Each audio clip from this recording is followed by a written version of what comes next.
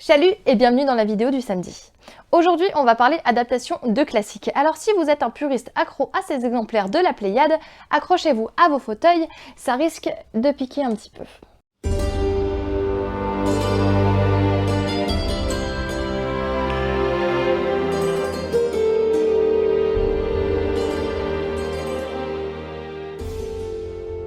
Dois-je vous rappeler ce qu'est un classique? On a tous été à peu près traumatisés pendant nos années collège, lycée ou même faculté par tous ces espèces de pavés là qu'on nous faisait lire et qu'on comprenait pas spécialement ou même simplement d'où on avait strictement rien à faire, c'est possible aussi. Et ces classiques-là, qui nous ont tellement perturbés, ou pour certains même fait adorer la lecture, parce que ça peut aller dans les deux sens, ont été adaptés sous pas mal de supports, notamment des films, des pièces de théâtre, des mangas, des bandes dessinées, pas mal de choses. Le but de la vidéo d'aujourd'hui, c'est pas de vous matraquer qu'il faut absolument aimer les adaptations, qu'il faut les préférer aux livres ou quoi que ce soit. Non, simplement, moi, mon but, c'est de faire en sorte que vous n'ayez plus honte d'aimer ces adaptations, pour certains même de les préférer aux livres de base, ou carrément même de vous en contenter en fait. Parce que selon le niveau de lecteur, le niveau de lecture, ou tout simplement les goûts de tout un chacun, notre relation au classique n'est pas forcément la même.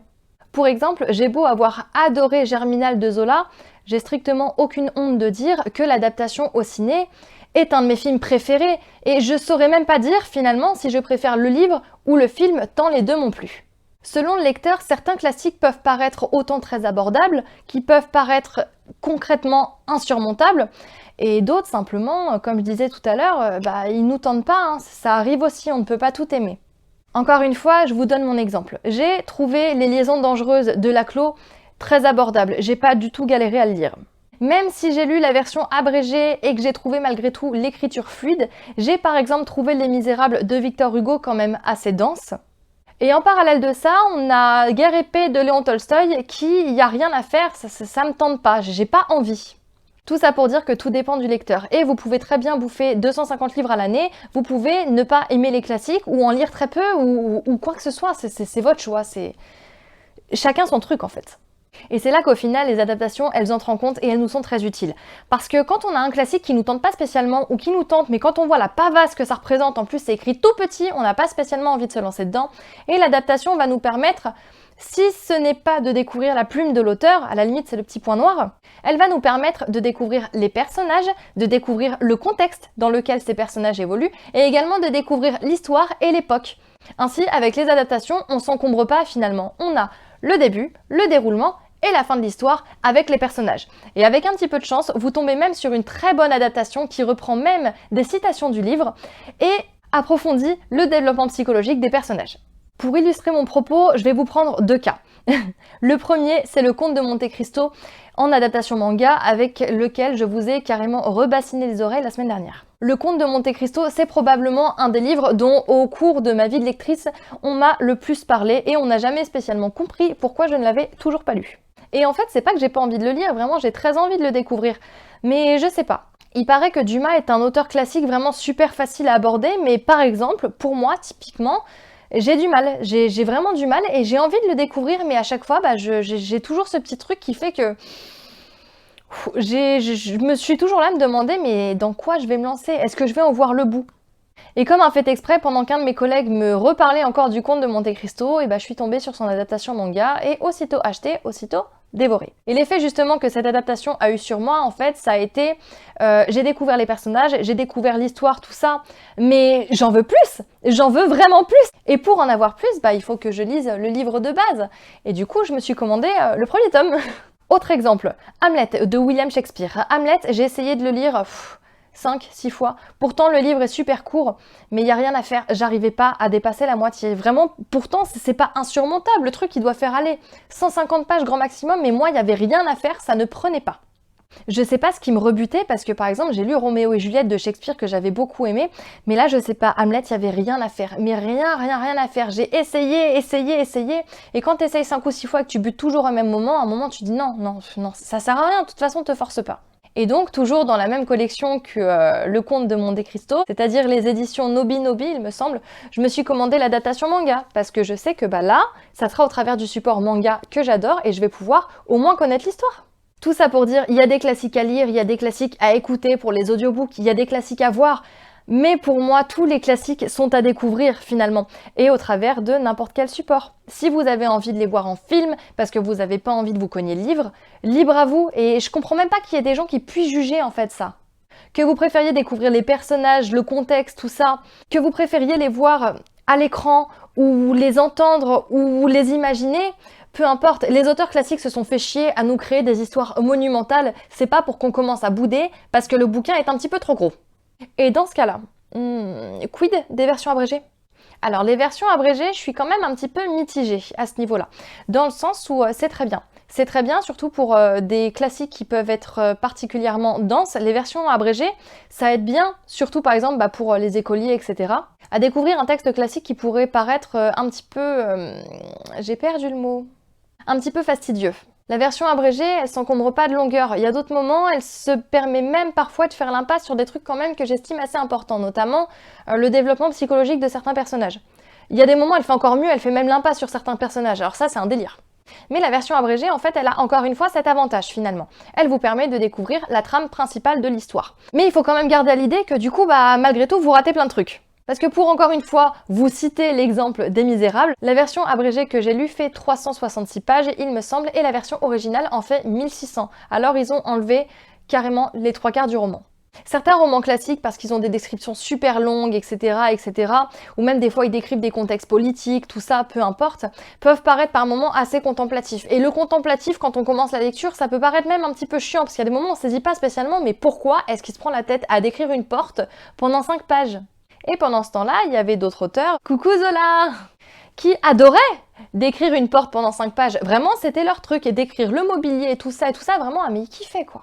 Bref, tout ce blabla pour dire qu'on vous dira sûrement au cours de votre vie, oui mais ça il faut absolument que tu le lises, même si tu ne lis pas celui-là, il faut le lire, ceci, cela. Je pense qu'on va nuancer un petit peu le propos. Comme je vous disais à peu près il y a 3 minutes, peu importe de quelle manière, tous les classiques sont à découvrir, ça c'est indéniable. Mais si vous n'avez pas envie de vous cogner le livre, c'est pas grave, avec un petit peu de chance, il y a même un film. En termes d'adaptation, on va en avoir plusieurs catégories. On va avoir notamment les adaptations vraiment hyper fidèles. J'en ai cité une tout à l'heure, donc par exemple Germinal de Zola, qui fait l'impasse sur certains détails, mais pas des détails super importants. Vraiment la trame de base, les personnages, le développement, on les a tous. Ils sont tous là. On a aussi une des adaptations d'Orgueil et Préjugés, en mini-série avec Colin Firth. Cette mini-série-là, elle est vraiment monumentale dans le sens où autant on n'a pas l'écriture de Jane Austen dans les descriptions, tout ça, mais par contre les textes, ils y sont. Les personnages, à la ligne près, suivent les dialogues du roman de base. Et ça, mais c'est génial! Quand vous avez une adaptation pareille, concrètement, vous lisez le roman si vous avez envie, mais limite, voir l'adaptation suffit largement si vous avez juste envie de découvrir. Parce qu'elle est vraiment très très fidèle. Et les adaptations qui sont bien faites comme ça fait du bien. Après, encore un petit peu différent, on a les adaptations des pièces de théâtre, sans déconner, en pièces de théâtre, hein. Là, je peux même pas parler d'adaptation parce que la pièce de théâtre est faite pour être jouée, mais là, c'est surtout intéressant du coup parce que quand on lit la pièce de théâtre, on s'imagine le ton, tout ça, mais après, le voir, c'est encore autre chose. Moi, personnellement, j'adore voir les pièces de théâtre, notamment des pièces dont j'ai adoré l'histoire. Une de mes pièces favorites de tous les temps, c'est Phèdre de Racine. Alors celle-là, voilà, et quand j'ai vu la pièce, mais j'étais comme une dingue.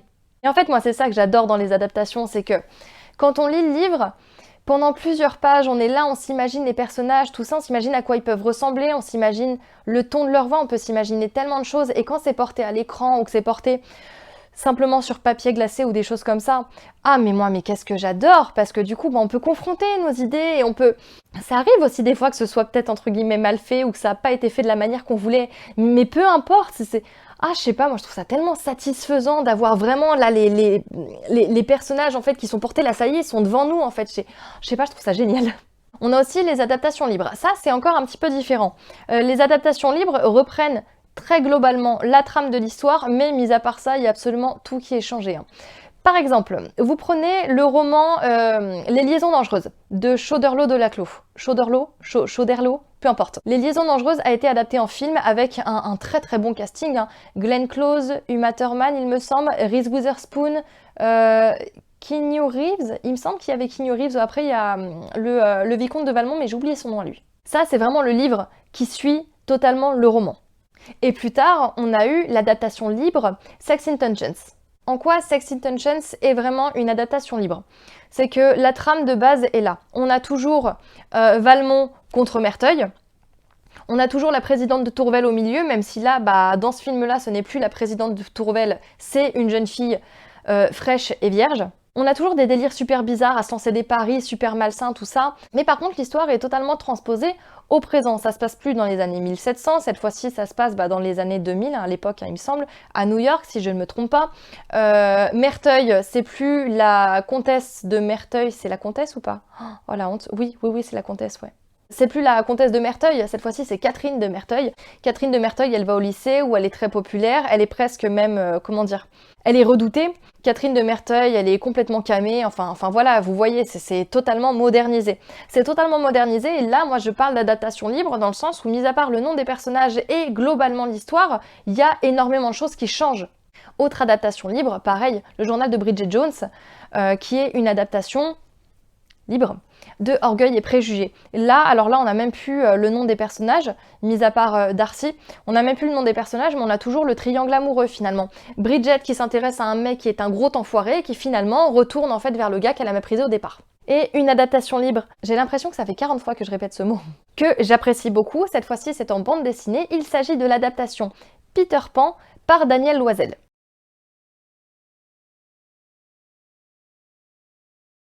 Je la considère pour ma part comme libre parce que dès le premier tome, en fait, on est plongé dans la jeunesse de Peter Pan. On est au cœur de Londres et on le voit traîner dans la misère. Sa mère est complètement alcoolique, son père, on ne sait pas où il est. Sa vie, c'est traîner avec les enfants qui deviendront plus tard les enfants perdus, mais là, en l'occurrence, c'est traîner avec une bande de voyous. Faire en sorte de gratter un petit peu de sous à droite à gauche et même des fois utiliser des procédés un petit peu, je dirais pas immoraux, mais légèrement répréhensibles, en tout cas pour l'époque. Et ça, si je ne m'abuse, c'est quelque chose qu'on ne voit pas dans le roman. Dans le roman, on est pas mal concentré sur Wendy. Alors que là, dans la BD de Loisel, on est vraiment sur le personnage de Peter Pan. On voit de quelle manière il vit à Londres, de quelle manière il se retrouve au pays imaginaire, de quelle manière il y évolue, etc. etc. Sur 6 tomes, Wendy, on la voit sur 2 ou 3. On est vraiment clairement plongé, entre guillemets, dans les tréfonds du personnage de Peter Pan. Et c'est super intéressant, parce que du coup, on redécouvre en fait totalement l'histoire sous un autre angle, mais on parle du coup dans ce cas-là d'une adaptation libre parce que si on lit finalement le livre de Peter Pan, il faut pas s'attendre à retrouver tout ce qui s'est passé dans la BD. Parce que pas du tout. On va y retrouver les personnages, on va y retrouver peut-être l'endroit où ça se passe, donc peut-être Londres et également le pays imaginaire. Mais si les personnages ont pour la plupart les mêmes traits de caractère finalement, et encore, l'histoire sera quand même pas mal différente dans le sens où dans le roman on suit Wendy, son arrivée au pays imaginaire, etc., etc. Mais là depuis le début on est sur Peter Pan. Wendy est un personnage secondaire entre autres, donc du coup ça sera concrètement le même contexte mais pas du tout le même cheminement, pas du tout la même histoire et en l'occurrence pas du tout la même finalité. Et en termes d'adaptation, dernier point selon moi que je me devais de soulever, on va parler des adaptations de Disney. Disney est selon moi une mine d'or concernant les adaptations, qu'il s'agisse de légendes, de livres, de folklore ou quoi que ce soit. Disney, il tape absolument partout. Dès qu'il y a un truc qui a l'air un peu sympa et qui peut être porté à l'écran, Disney, il le prend et se dit « Allez les mecs, on y va, on va le tenter ». Et le pire, c'est que ça marche à chaque fois. Les films d'animation Disney sont franchement des films qui sont géniaux à voir, mais par contre, pour le coup, j'aurais tendance à mettre un gros point noir, en fait, entre guillemets, c'est que même s'ils sont très bons, les films d'animation sont ce qu'ils sont, des films d'animation. Même si je les ai présentés comme tels, je les considère pas spécialement, sauf pour certaines exceptions, comme des adaptations. Et là, pour illustrer mon propos, je vais vous prendre 2 exemples. Le premier exemple, il s'agit de Notre-Dame de Paris de Victor Hugo qui a été transposé à l'écran sous le nom de Le Bossu de Notre-Dame qui est également un de mes Disney préférés de tous les temps. L'histoire de base, concrètement, reste la même. On est à la même époque, on est au même endroit avec à peu près les mêmes personnages. Mais il y a 2-3 trucs qui diffèrent. Disney a, je pense, volontairement édulcoré l'histoire du Bossu de Notre-Dame et a également pour moi rendu la chose un petit peu plus manichéenne. Prenons par exemple Quasimodo. Quasimodo dans Le Bossu de Notre-Dame, que je vais maintenant citer comme le Disney parce que Le Bossu de Notre-Dame et Notre-Dame de Paris, je pense que ça va vite porter à confusion. Dans Le Bossu de Notre-Dame, donc le Disney, Quasimodo est récupéré par Frollo parce que ce dernier a fini par tuer sa mère après une espèce de course-poursuite dans Paris. Il l'a clairement buté en fait, sur le parvis de Notre-Dame, tout est normal. Dans Notre-Dame de Paris, Frollo recueille Quasimodo, non pas parce qu'il a tué sa mère, mais parce que sa mère l'a lâchement abandonné, parce qu'il est moche. Et rien que la scène d'exposition du Disney modifie selon moi le propos du livre au final, parce qu'elle nous présente tout de suite Frollo comme un gros enfoiré, ce qu'il est clairement tout au long du Disney, faut pas se leurrer. Alors que dans le roman, il est quand même beaucoup plus nuancé. Dans le roman, Frollo n'est pas non plus le fils qu'on nous décrit forcément. Dans le livre, c'est un personnage très, voire beaucoup trop pieux, et qui est complètement fasciné par Esmeralda, mais ça en devient une espèce d'obsession malsaine. À préciser qu'Esmeralda, elle a 13 ans dans le bouquin. Ça devient vraiment une obsession super bizarre et qui lui fait faire des trucs super bizarres. Mais Frollo, s'il a un fond peut-être vicieux, n'est pas un personnage aussi viscéralement méchant qu'on peut nous le présenter dans le Disney. Parce que dans le Disney, vraiment, Frollo, il a pas de race, quoi. Prenons les personnages aussi. Dans le Disney, on a donc Frollo, on a Phébus, Quasimodo et Esmeralda. Dans le roman, on a Frollo, Quasimodo, Phébus, Esmeralda, la mère d'Esmeralda, et on a aussi Fleur de Lys, que tout le monde a oublié. Fleur de Lys, c'est qui? Fleur de Lys, c'est la fiancée de Phébus. Que Phébus lâche histoire d'aller se caser avec Esmeralda. Et ça, dans le Disney, c'est totalement occulté, parce que du coup, Phébus, c'est un personnage qui est droit dans ses bottes et qui n'est pas corrompu au point qu'il rallie les troupes d'Esmeralda. Bref, je suis en train de m'égarer totalement. Allez, maintenant on va arriver à la fin du Bossu de Notre-Dame. La fin du Bossu de Notre-Dame, et je vais partir clairement du fait que vous l'avez tous vu, parce que si ce n'est pas le cas, je suis désolée, vous allez connaître du coup la fin du Disney. Tout le monde s'en sort, tout le monde est bien, tout le monde est super heureux, tout ça, et juste Frollo, il est mort dans les flammes de Notre-Dame. Alors lui, il a claqué comme une merde, avec une gargouille d'ailleurs, il enlaçait une gargouille qui lui a fait rare, et puis il est mort. Et pendant ce temps-là, tout le monde fait la chouille à Notre-Dame. On a Esmeralda et Phébus qui sont super heureux ensemble, on a Quasimodo qui, ça y est, n'a plus honte de sortir, parce que même s'il est moche, les gens, ça y est, ils l'aiment bien. Enfin voilà, c'est un happy end de fou, quoi. Et maintenant, on va parler de la fin de Notre-Dame de Paris. La fin de Notre-Dame de Paris. Esmeralda est morte. La mère d'Esmeralda est morte. Quasimodo est mort de chagrin sur le corps d'Esmeralda. Frollo est mort. Le seul qui est resté vivant, c'est Phébus qui est retourné du coup voir Fleur de Lys, puisque de toute façon tout le monde avait claqué. Voilà, vous connaissez les nombreuses différences entre Notre-Dame de Paris et le Bossu de Notre-Dame. Maintenant, on va passer à La Petite Sirène. La Petite Sirène, qui est le film d'animation tiré du conte de Hans Christian Andersen, du même nom. Vous connaissez tous l'histoire de la petite sirène. Il s'agit de Ariel, qui est donc la petite sirène. Ariel, elle est au fond des océans, elle se fait chier, elle comprend pas, elle veut sortir à la surface, elle veut voir le monde des hommes, etc., etc. Et son père, il lui dit non, non, non, non, non, mais tu rigoles ou quoi? Toi, tu restes au fond de l'eau, tu ne sors pas. Donc Ariel, ça lui plaît pas, moi je veux pas rester dans l'eau, tout ça, donc du coup, elle décide, bon gré mal gré, d'aller à la surface. Parce que s'il y a bien un truc qu'on nous enseigne dans les Disney, c'est de tout faire sauf écouter nos parents. Bref, Ariel se retrouve à la surface et au moment où elle sort à la surface, du coup, il y a un naufrage et de là, elle voit un mec super beau qui tombe et elle le sauve de la noyade. Interlude chat, vous l'avez jamais vu mais lui c'est le deuxième, c'est Lotus. Elle le sauve de la noyade, elle le pose sur la plage, tout ça, elle se met à chanter pendant que lui, il la voit en mode contre-jour et il est là, oh quelle belle voix, il tombe amoureux. Et Ariel, histoire de pas se faire griller, elle retourne dans l'eau.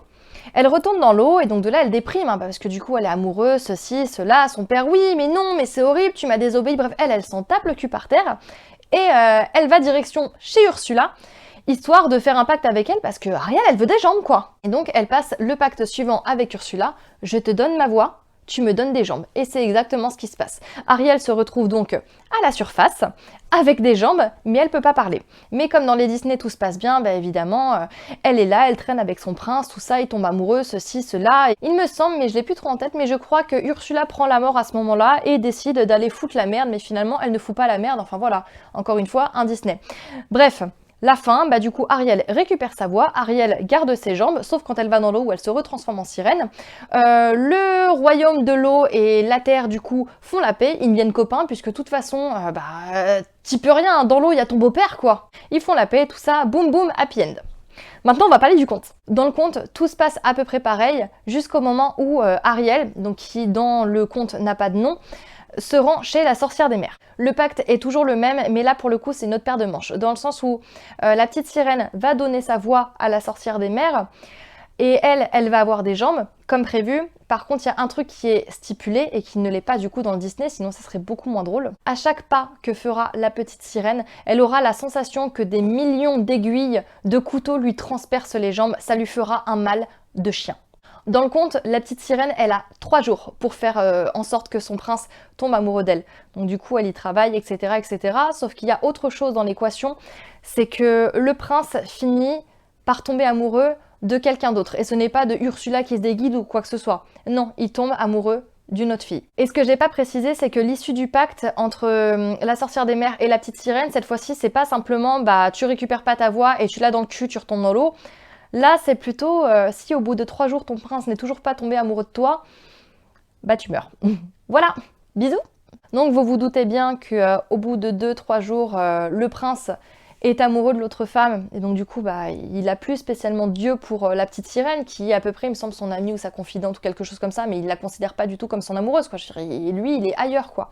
Et donc de là bah, pendant qu'elle est songeuse, la petite sirène à un moment regarde l'eau et elle voit toutes ses sœurs qui popent à la surface de l'eau, qui ont les cheveux coupés et qui lui apprennent qu'elles ont donné leurs cheveux en cadeau à la sorcière des mers pour qu'elle leur offre un poignard que la petite sirène va devoir planter dans le cœur du prince si elle veut pouvoir retourner en mer. Si elle veut pouvoir survivre en fait. La petite sirène va donc prendre le poignard et dans le sommeil du prince, s'approcher de lui pour le poignarder, mais elle n'aura pas le cœur de le faire et donc elle finira par mourir. Voilà, elle deviendra écume dans la mer. Fin de l'histoire. Et du coup, on va arriver doucement dans la dernière partie de la vidéo qui sera beaucoup plus courte, qui sont, selon moi, mes recommandations préférées d'adaptation de classiques. J'ai également découvert 2 adaptations de Orgueil et Préjugés de Jane Austen et des Liaisons dangereuses du coup de Laclos dans une autre édition de manga. Alors pour le coup c'était vraiment sympa, même si j'ai mis un tout mini point sur Orgueil et Préjugés du coup qui est vraiment, là c'est du shoujo pur. On n'est que dans la relation Darcy et Lizzie.